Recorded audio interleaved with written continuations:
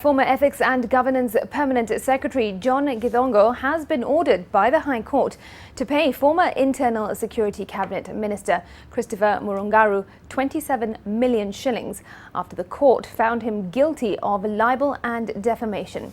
Murungaru sued Githongo 13 years ago, accusing him of destroying his political career by intentionally defaming him.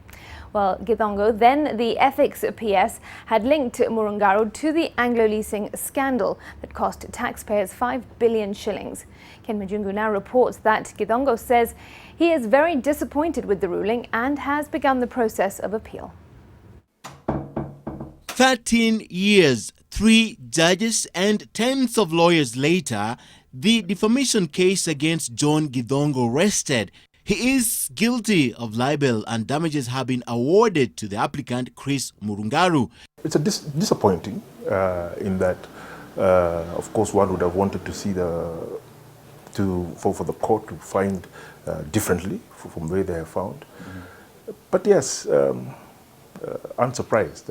Githongo, who takes issue with the court's decision, says some of his witnesses were never afforded an opportunity in court, one of them being ODM leader Raila Odinga. Okay. I'll stand by it until the day I die.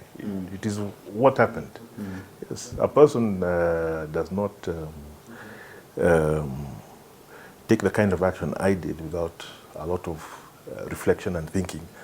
The High Court directed Githongo to pay the former minister 20 million shillings in general damages, 5 million shillings in exemplary damages, and 2 million shillings in special damages. The models of stealing public money that I was struggling against when I was in government and have continued to speak about since I left government have continued.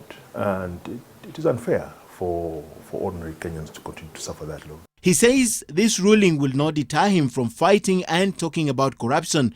He says Kenyans continue to carry the weight of the thieving public servants, something that is unacceptable. He stands by his revelations, which were then christened the Githongo dossier, where not only Chris Murungaru was named, but a host of other top government officials, some who lost their jobs and others who were cleared and made a comeback. Some of them, like Finance Minister David Miraria, have since passed on. Amos Kimunya, who replaced Miraria, told the court in 2016 that he had no power to cancel the Anglo leasing deal.